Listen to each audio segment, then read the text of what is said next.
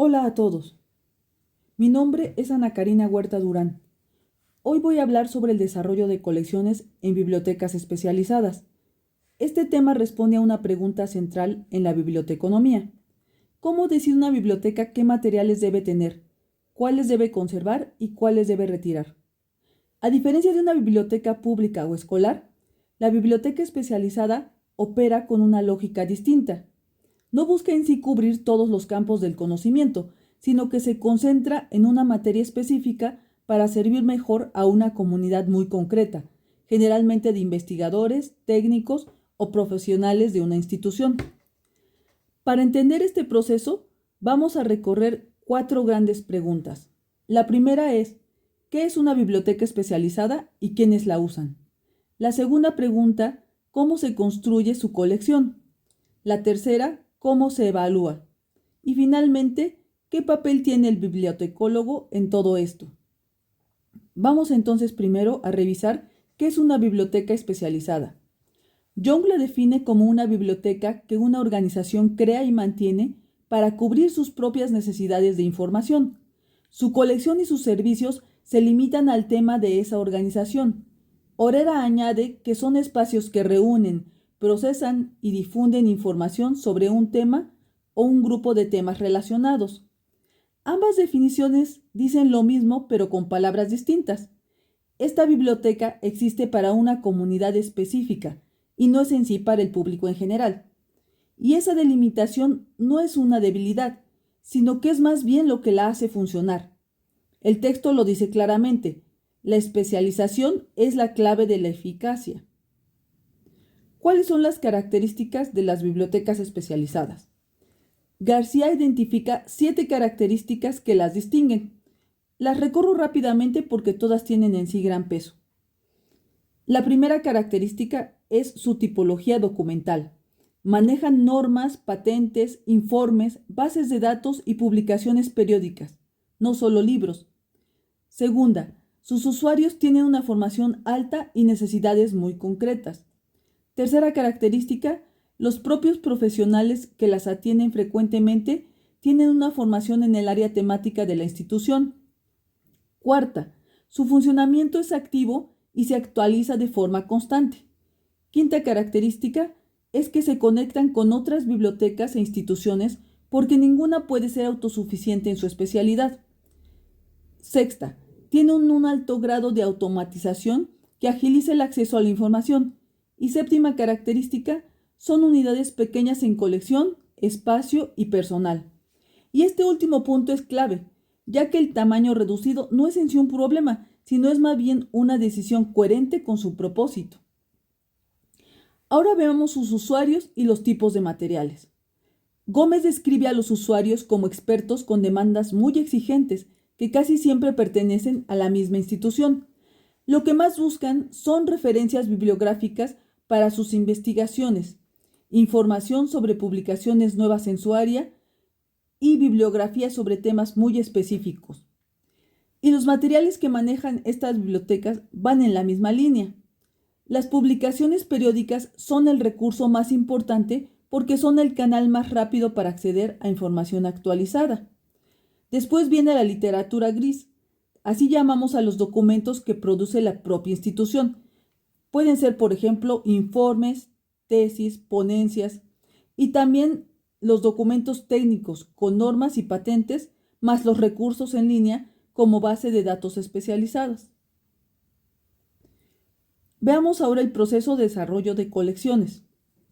Evans define el desarrollo de colecciones como un conjunto de procesos que parte del análisis de las necesidades de los usuarios. Lo que distingue esta definición de otras más antiguas es que no pone al libro en el centro, sino más bien a la persona que lo necesita. Y este proceso tiene 4 etapas. La selección decide qué se va a adquirir. La adquisición obtiene ese material por compra, canje o donativo. El descarte retira lo que ya no es relevante y la evaluación verifica si la colección está cumpliendo su función. Estos no son pasos que se hacen una vez, sino que se repiten constantemente y cada uno alimenta a los demás. Vamos a pasar por cada uno de ellos.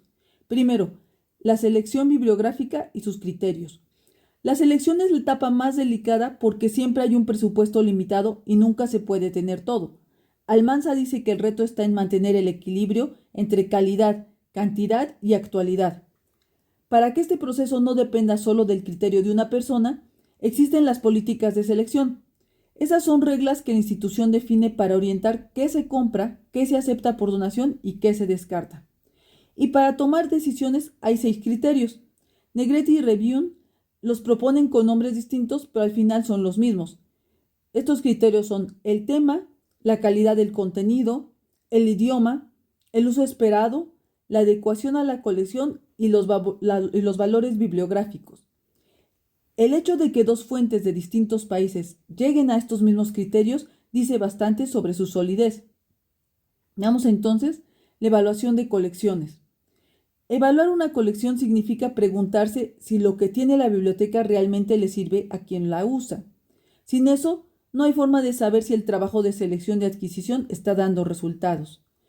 Mosher señala que los motivos más frecuentes para evaluar son detectar huecos en la colección, medir su calidad y orientar las decisiones futuras de compra y descarte. Lancaster distingue 3 niveles. El primero mide si el servicio satisface al usuario. El segundo analiza si el costo de ese servicio es razonable. Y el tercero intenta demostrar si los beneficios justifican los gastos. Ese tercer nivel, dice Lancaster, es el más difícil porque proponerle un precio a un servicio de información no es nunca cosa sencilla. Veamos ahora métodos de evaluación. Masísimo presenta 4 métodos concretos. El primero es comparar listas. Se toman bibliografías especializadas y se revisa cuántos de esos títulos ya están en la colección. Este método es práctico y no requiere personal muy especializado. El segundo método es el examen directo de los estantes. Sirve bien en colecciones pequeñas donde hay expertos que pueden opinar sobre la relevancia de cada material. El tercer método es el uso de estadísticas. Se comparan los datos propios con los de otras bibliotecas similares. Funciona bien cuando todas usan el mismo sistema de registro. Y finalmente el cuarto método es aplicar normativas de organismos como la IFLA, la ISO o la Reviun. No son obligatorias, pero tienen respaldo técnico sólido y ayudan a tener un punto de comparación claro. Finalmente veamos el rol del bibliotecólogo.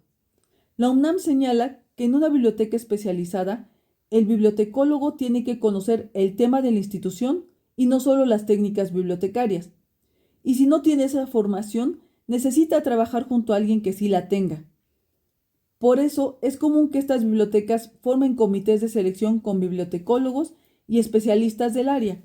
Martínez dice que esa colaboración es especialmente importante en centros de investigación, donde una mala selección puede afectar directamente el trabajo científico. Es una diferencia clara con la biblioteca pública, porque aquí no hay un margen para improvisar.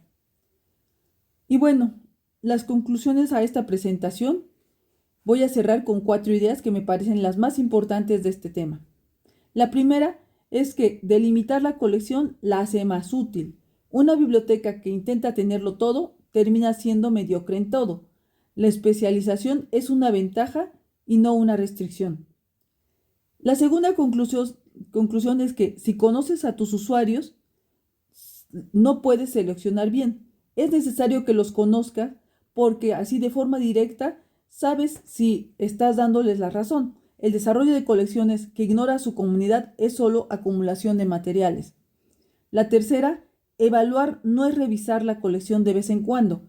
Es un proceso que necesita método, objetivos claros y registros. Sin eso, las conclusiones no sirven para tomar decisión. Y la cuarta, el bibliotecólogo especializado necesita formación más allá de la biblioteconomía. El campo temático de la institución no es un dato secundario, sino es más bien la parte central de su trabajo. Y bueno, agradezco a todos su atención. Aquí están las fuentes del capítulo, si a alguien le interesa posteriormente la revisión. Gracias a todos. Saludos.